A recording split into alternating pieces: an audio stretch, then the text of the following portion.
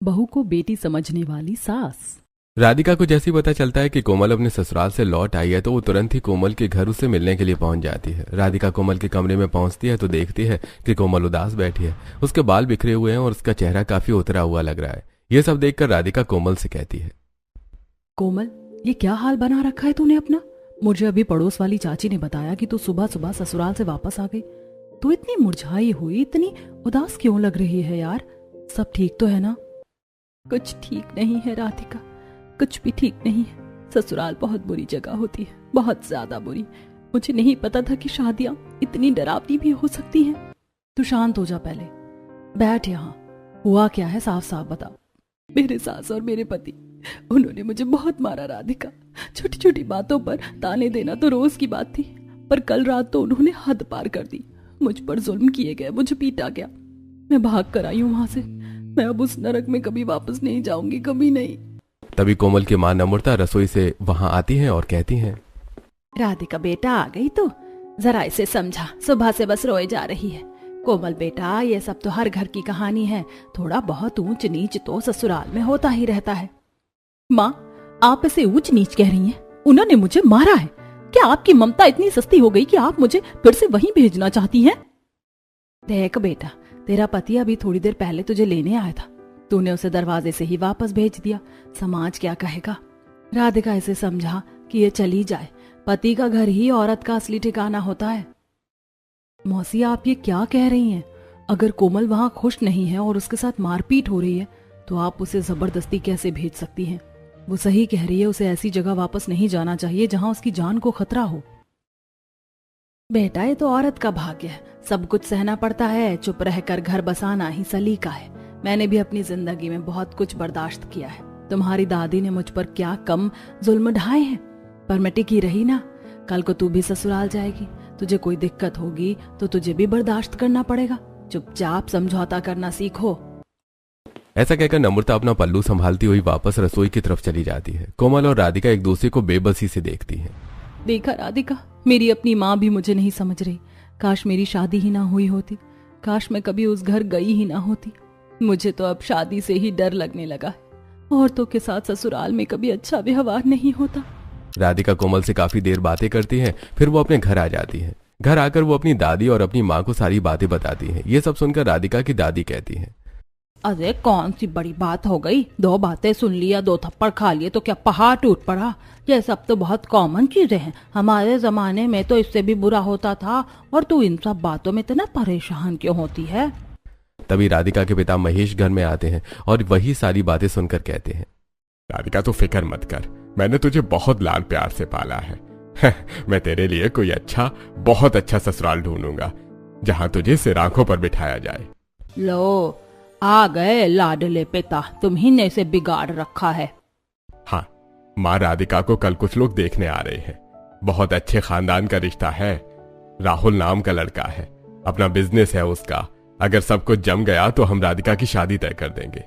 अगले दिन घर में मेहमानों के आने की तैयारी चल रही है। रागिनी रसोई में पसीने से तरबतर खाना बना रही है। तभी महेश रागिनी को आवाज देकर कहता है, अरे रागिनी, जल्दी करो, लड़के वाले किसी भी वक्त पहुंचते होंगे।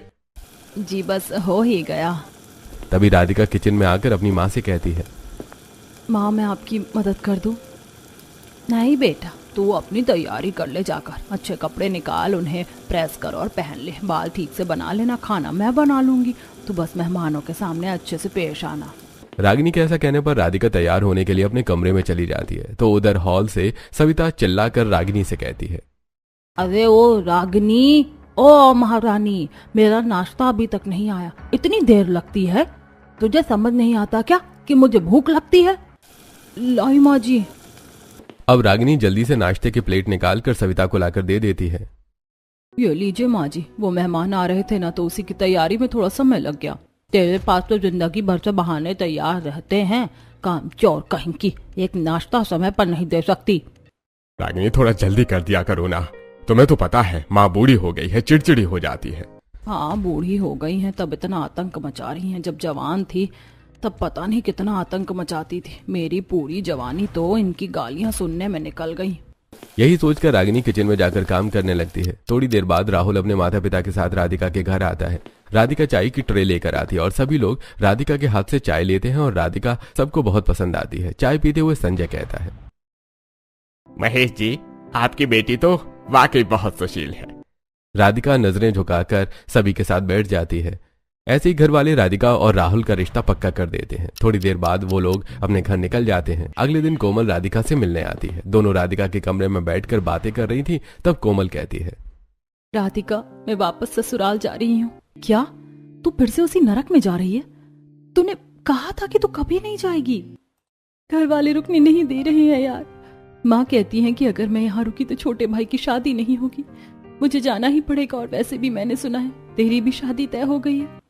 हाँ, राहुल नाम का लड़का है, सब कह रहे हैं बहुत अच्छा है।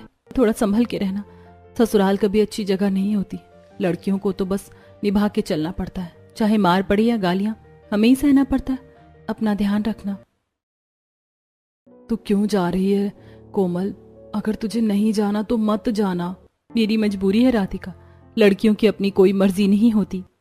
ऐसा कहकर कोमल चली जाती है। राधिका के मन में ससुराल का डर और गहरा हो जाता है। तभी रागिनी कमरे में आती है। राधिका उससे कहती है, माँ, कोमल को नहीं जाना चाहिए था। उसके ससुराल वाले उस पर इतना जुल्म करते हैं, आप लड़कियों को वापस क्यों भेज देते हैं? बेटा, अब लड़कियों के नसीब ही ऐसे होते हैं। माँ, क्या दादी भी आप पर जुल्म करती थी जैसा कोमल के साथ हो रहा है? क्या आपके साथ भी वैसा ही हुआ था?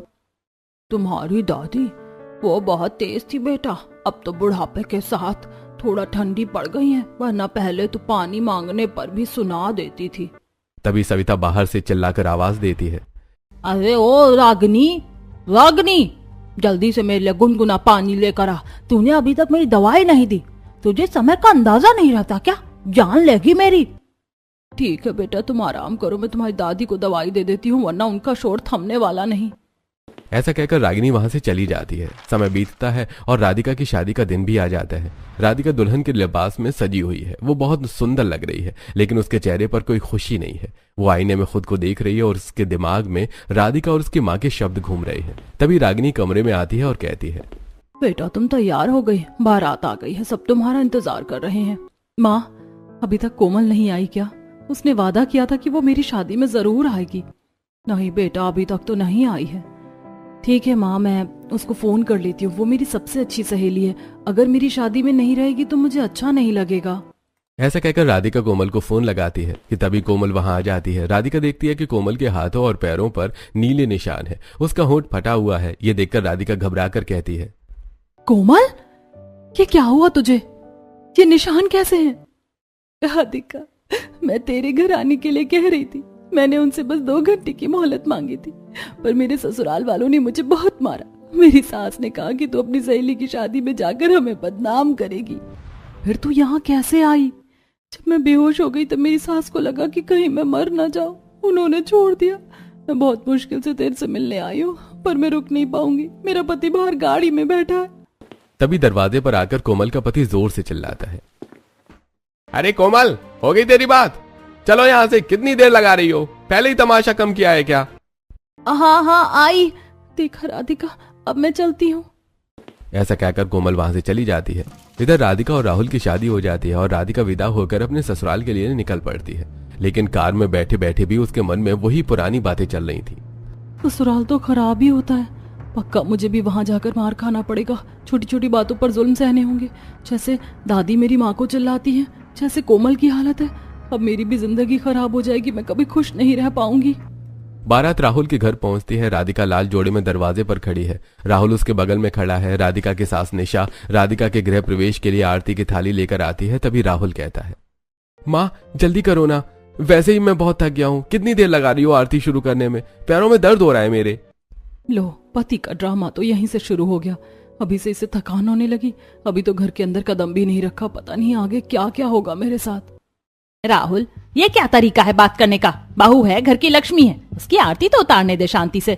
और तू कितना थक गया है? क्या तू अकेला शादी कर रहा था? ये बेचारी लड़की इतने भारी लहंगे और गहनों में सुबह से खड़ी है, इसने तो एक शिकायत नहीं की। तो चुपचाप खड़ा रहे। ठीक है माँ, करिए आप। निशा बहुत प्यार से राधिका की आरती उतारती है और उसे अंदर लेकर जाती है। फिर कहती है, बाहू, अब जाकर तुम अपने कमरे में आराम कर लो, तुम भी बहुत थक गई होगी। बाकी की बातें और रस्में हम सुबह देखेंगे। शुक्रिया।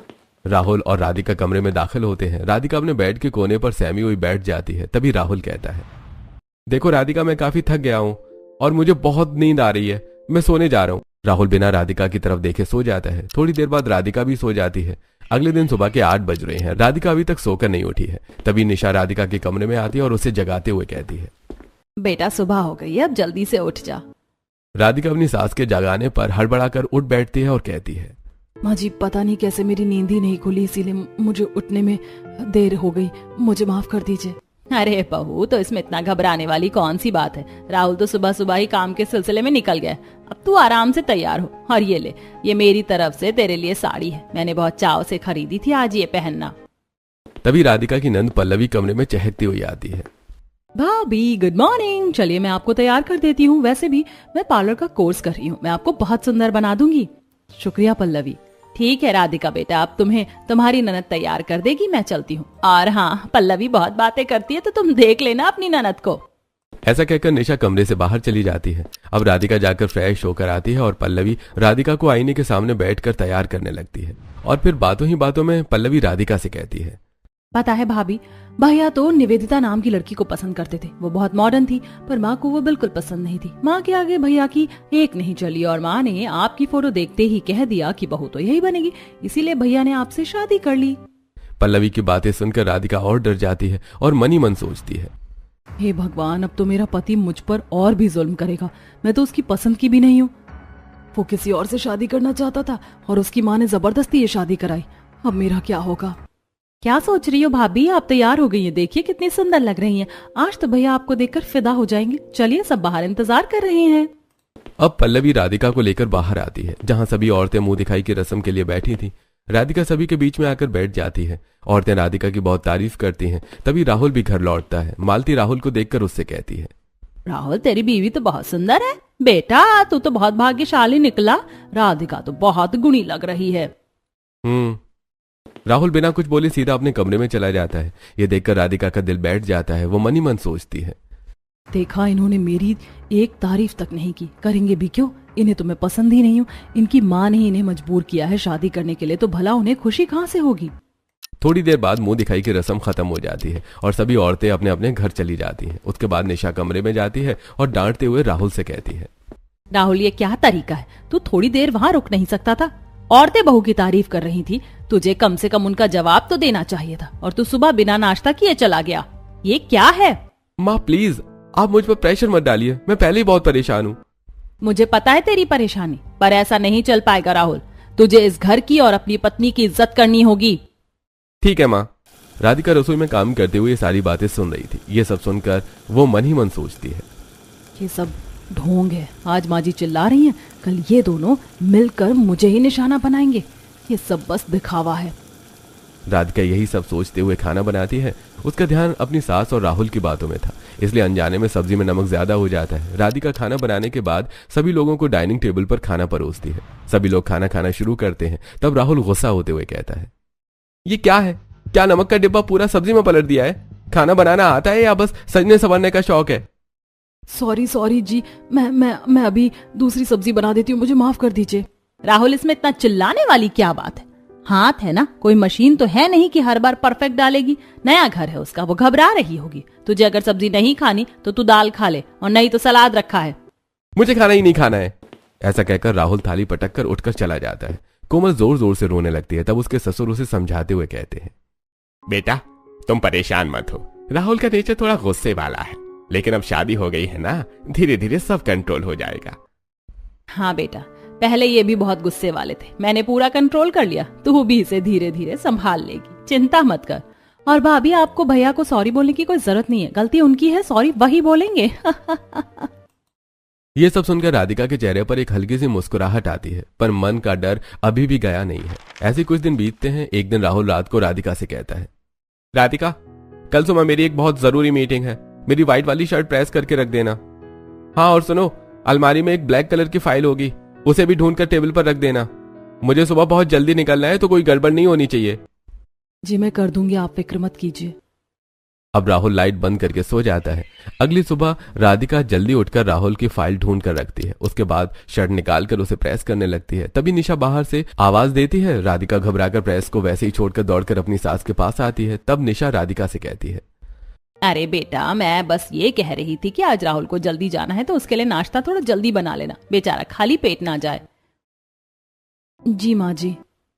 राधिका ऐसा कहकर जैसे ही वापस अपने कमरे में आती है तो उसे कमरे से जलने की बू आती है। वो देखती है कि राहुल की सफेद शर्ट के बीचों बीच एक बड़ा सा काला निशान पड़ गया है। शर्ट जल चुकी है। ये देखकर राधिका के होश उड़ जाते हैं। वो मनी मन सोचती है, ये भगवान, ये क्या हो गया? राहुल जी तो मुझे जान से मार डालेंगे। माँ ने सही कहा था, मेरी किस्मत ही खराब है। अब मैं क्या करूं? तभी राहुल नहाकर बाथरूम से बाहर आता है और अपनी जली हुई शर्ट देखकर गुस्सा होते हुए कहता है, ये क्या है? पागल हो गई हो क्या? तुम्हें एक शर्ट प्रेस करना नहीं आता? मेरी सबसे इंपॉर्टेंट मीटिंग है आज और तुमने मेरी लकी शर्ट जला दी। क्या खाकर शादी की थी तुम मुझसे? राहुल के चिल्लाना सुनकर निशा और संजय भी वहां आ जाते हैं। ये सब देखकर संजय कहता है, क्या हुआ राहुल, इतना क्यों चिल्ला रहे हो सुबह सुबह? देखिए पापा, आपकी लाडली बहू ने क्या किया है, मेरी शर्ट जला दी। अब मैं क्या पहनकर जाऊंगा? राहुल, ये कौन सी बात हुई? अगर शर्ट जल गई तो जल गई, इसमें इतना शोर मचाने की क्या जरूरत है? जाने दो, कोई बड़ी गलती नहीं हुई है। आपको तो इसमें गलती नजर ही नहीं आएगी ना माँ, मेरी मीटिंग खराब हो सकती है। बस राहुल, चुप हो जा। दूसरी शर्ट निकालो और पहन। राधिका, तू रो मत बेटा, इंसान है, गलती हो जाती है। ठीक है, रहने दो, नहीं खाना मुझे नाश्ता और ना ही यहाँ रुकना है। ऐसा कहकर राहुल दूसरी शर्ट पहनकर गुस्से में पैर पटकता हुआ घर से बाहर निकल जाता है और राधिका जोर जोर से रोने लगती है। तब निशा उसे समझाते हुए कहती है, चुप हो जा मेरी बच्ची, तू चिंता मत कर, मैं उससे बात करूंगी। तू जा और जाकर चेहरा धो ले। ऐसा कहकर निशा और संजय हॉल में आते हैं। शाम को निशा राधिका के कमरे में आती है तो देखती है कि राधिका लेटी हुई है। निशा राधिका से कहती है, अरे राधिका बेटा, तू ऐसे क्यों लेटी है? क्या हो गया तुझे? बस माँ जी, मेरे सर में थोड़ा सा दर्द था, इसीलिए लेटी थी। बेटा, तेरे सर में दर्द था तो तुझे मुझे बताना चाहिए था, मैं तेरे सर में बाम लगा देती हूँ। ऐसा कहकर निशा सामने टेबल की ड्रॉर से बाम निकालती है और राधिका के सिर में लगाने लगती है। ये देखकर राधिका कहती है, अरे नहीं नहीं माँ जी, आप रहने दीजिए। नहीं बेटा, क्यों रहने दूं? तू भी तो मेरी बेटी जैसी है। ये सुनकर राधिका बहुत खुश हो जाती है। ऐसे ही दिन बीत रहे थे जहां एक तरफ राहुल राधिका से बहुत बेरुखी वाला व्यवहार करता है तो वहीं निशा हर वक्त राधिका का ख्याल रखती है। कभी उसे उसकी पसंद की चीज खिलाती, कभी उसके बालों में तेल लगाती तो कभी उसके साथ बैठकर टीवी देखती। ऐसे कुछ दिन बीत जाते हैं। एक दिन जब राधिका रसोई में खाना बना रही थी तब निशा और पल्लवी राहुल के कमरे में आते हैं और उससे कहते हैं, राहुल, मैं देख रही हूँ कि तेरा राधिका पर कोई भी ध्यान नहीं है। वो तेरी पत्नी है और तेरी जिम्मेदारी भी। तुझे उससे ऐसा व्यवहार नहीं करना चाहिए। माँ, आपने मेरी पसंद की लड़की से शादी कराई होती तो आज मेरी खुशी कुछ और ही होती। आपने निवेदिता को रिजेक्ट कर दिया क्योंकि वो मॉडर्न थी। अब इस सुशील बहू को झेलना पड़ रहा है तो मुझसे ये उम्मीद मत कीजिएगा कि मैं बहुत खुश रहूंगा। भैया, आप बहुत बड़ी गलतफहमी में हैं।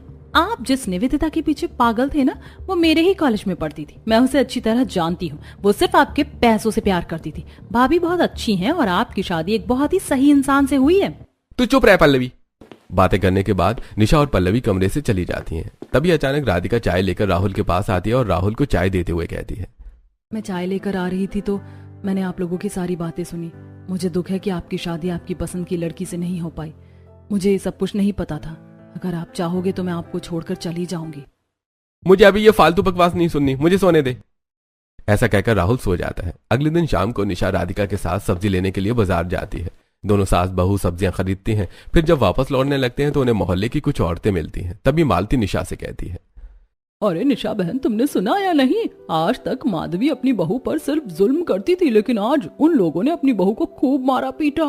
बेचारी बहुत जोर जोर से रो रही थी। उसके रोने की आवाज मेरे घर तक आ रही थी।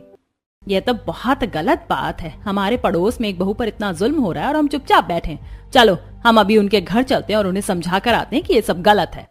ऐसा कहकर सभी औरतें अपनी अपनी सब्जी के झोले लेकर सीधे माधवी के घर पहुंचती हैं तो देखती हैं कि उनकी बहू बेचारी कोने में बैठकर रो रही है और माधवी उस पर चिल्ला रही थी। ये सब देखकर निशा गुस्सा होते हुए कहती है, ये सब क्या है माधवी बहन? तुम ये सब अपनी बहू के साथ ठीक नहीं कर रही हो। ये कानूनन भी जुर्म है। माधवी की बहू निशा की आवाज सुनकर रोते हुए उठती है तो राधिका उसे देखकर चौंक जाती है क्योंकि वो कोई और नहीं बल्कि कोमल ही थी। राधिका दौड़कर उसे गले लगा लेती है और कहती है, कोमल, तो ये तू है जो इतने जुल्म बर्दाश्त कर रही है? बहुत हो गया, आज के बाद तू ये सब बर्दाश्त नहीं करेगी। मैं अभी पुलिस को फोन करती हूँ और उन्हें ये सारी बातें बताती हूँ। तेरे ससुराल वालों को इन सारी गलतियों की सजा मिलकर ही रहेगी। हाँ राधिका, तुम बिल्कुल ठीक कहती हो। अभी पुलिस को फोन लगाओ और इन सभी को अरेस्ट करवाते हैं और इन सभी के खिलाफ गवाही हम लोग देंगे, फिर देखते हैं इन्हें कौन बचाता है। निशा की बात सुनकर कोमल की सास और उसका पति बहुत डर जाते हैं, लेकिन तभी कोमल कहती है, नहीं नहीं निशा चाची, राधिका प्लीज आप पुलिस को फोन मत लगाइए। जो भी है ये मेरे पति और मेरी सास है और मेरे घर की इज्जत नीलाम हो, मुझे ये बिल्कुल बर्दाश्त नहीं। कोमल की बातें सुनकर कोमल की सास और उसके पति को अपनी गलती का एहसास होता है। तब माधवी कहती है, बेटा हमने तुझ पर इतने जुल्म किए, तुझे इतना परेशान किया, फिर भी तू हमारे घर की इज्जत और हमारी खुशी के बारे में सोच रही है। आज हमें अपनी गलती का एहसास हो गया तो हमें माफ कर दे। आज के बाद हम तुझे कभी परेशान नहीं करेंगे, बहुत प्यार से रखेंगे। हाँ कोमल, माँ सच कहती है, मुझे भी माफ कर दो। मैं पति होने के बाद भी अपनी जिम्मेदारियों को नहीं निभा पाया, लेकिन तुमने तब भी हर बात बर्दाश्त की और आज तक किसी से शिकायत नहीं की। और आज भी जब तुम्हारी सहेली पुलिस को बुलाने के लिए कह रही है, तभी तुम हमारे बारे में ही सोच रही हो। आप लोगों को आपकी गलती का एहसास है, मेरे लिए तो यही बहुत बड़ी बात है। आप लोगों को मुझसे माफी मांगने की कोई जरूरत नहीं है। ये सब देखकर राधिका बहुत खुश हो जाती है और उसके बाद सभी औरतें अपने अपने सब्जी का थैला लेकर अपने अपने घर चली जाती हैं। घर पहुंचकर निशा राधिका के साथ फ्रिज में सब्जियां रखवाती है। तभी राधिका कहती है, माँ जी आज आपने मेरी सहेली के दुखों को दूर करके सिर्फ उस पर ही नहीं बल्कि मुझ पर भी एहसान किया। उसकी तकलीफ से मुझे भी बहुत तकलीफ होती थी। ये सुनकर निशा मुस्कुरा देती है। ऐसे कुछ दिन बीत जाते हैं। एक दिन निशा पल्लवी से कहती है, बेटा अपनी भाभी को तैयार करवा लो, आज उसे किसी रेस्टोरेंट में लेकर चलते हैं, साथ खाएंगे पिएंगे, बहुत मजा आएगी। जी माँ। नहीं माँ जी, मेरा मन नहीं है। ये मेरा आदेश है, जा तैयार हो जा। थोड़ी देर बाद निशा, राधिका और पल्लवी एक रेस्टोरेंट में बैठे हैं। वो आइसक्रीम खा रहे हैं। राधिका थोड़ा हल्का महसूस कर रही है। तभी पल्लवी की नजर कोने वाली मेज पर पड़ती है और वो अपनी माँ से कहती है, माँ देखो वहाँ निवेदिता किसी और लड़के के साथ डेटिंग कर रही है। रुकिए मैं अभी भैया को फोन करके यहाँ बुलाती हूँ, उन्हें अपनी आंखों से सच देखना चाहिए। नहीं पल्लवी रहने दो, झगड़ा बढ़ जाएगा। नहीं बहू, सच सामने आना जरूरी है। पल्लवी फोन कर राहुल को। पल्लवी राहुल को फोन करके सारी बातें बताती है। राहुल थोड़ी ही देर में वहां आ जाता है और वो अपनी आंखों से निवेदिता को किसी लड़के का हाथ पकड़कर प्यार से बातें करते देखता है। राहुल चुपचाप जाकर पीछे खड़े होकर उनकी बातें सुनने लगता है। अरे यार वो राहुल तो पागल था, मुझे तो बस उसके क्रेडिट कार्ड से मतलब था। अच्छा ही हुआ कि उसकी माँ ने शादी नहीं होने दी, वरना मुझे उस बोरिंग आदमी के साथ अपनी पूरी जिंदगी बितानी पड़ती। अरे तो अब उसका क्या सीन है? राहुल जल्दी ही अपनी पत्नी को छोड़कर मुझसे शादी कर लेगा। उसके बाद मैं उसके सारे पैसे और प्रॉपर्टी अपने नाम करवाकर तुमसे शादी कर लूंगी। तभी अचानक निवेदिता झटके से मुड़ती है और राहुल को देखकर उसके होश उड़ जाते हैं। निवेदिता राहुल से कहती है, राहुल तुम यहाँ? लेकिन राहुल निवेदिता की बात का कोई जवाब नहीं देता। वो निवेदिता के सच को समझ चुका था। वो तुरंत ही उस टेबल पर आता है जहां पल्लवी, निशा और राधिका बैठी थी। राहुल वहां बैठ जाता है। तब निशा कहती है, देख लिया बेटा, यही है वो हकीकत जिसे तू देखना नहीं चाहता था। मेरी बहू तेरे लिए और इस घर के लिए अनमोल है। हाँ माँ, तुम सच कहती हो। मुझे माफ कर दो राधिका, मैंने बहुत बड़ी गलती की। आज मुझे एहसास हो गया है कि तुम ही मेरी सच्ची जीवन साथी हो और आज के बाद मैं तुम्हें जीवन भर प्यार करूंगा, तुम्हारा सम्मान करूंगा। आपको आपकी गलती का एहसास है, मेरे लिए तो यही बहुत बड़ी बात है। आपको माफी मांगने की कोई जरूरत नहीं है। अब वो लोग खुशी खुशी घर लौट आते हैं। अगले दिन से घर का माहौल अब पूरी तरह से बदल चुका है। सभी लोग हॉल में बैठकर बातें कर रहे थे। तब पल्लवी कहती है, और भैया आपसे भाभी को परेशान किया तो मुझसे बुरा कोई नहीं होगा। आखिर भाभी मेरी बेस्ट फ्रेंड जो बन गई हैं। अब कभी नहीं पल्लवी, अब तो मुझे राधिका का ख्याल रखना सीखना होगा। कुछ दिनों बाद राधिका और राहुल राधिका के मायके पहुंचते हैं। राधिका के माता पिता उन्हें अचानक देखकर हैरान रह जाते हैं। राधिका बहुत खुश दिख रही है। उसके चेहरे पर अब वो डर नहीं है। ये देखकर रागिनी हैरान होते हुए कहती है, कोमल दामाद जी, आप लोग अचानक सब ठीक तो है ना? माँ मैं बहुत खुश हूँ, मुझ बहू को बेटी समझने वाली सास मिली। मैंने कहा था ना माँ, मैं अपनी बेटी के लिए सबसे अच्छा घर ढूंढूंगा। काश और लड़की को ऐसी सास मिले जो उसे पराया ना समझे। आज कोमल को देखकर मेरा कलेजा ठंडा हो गया।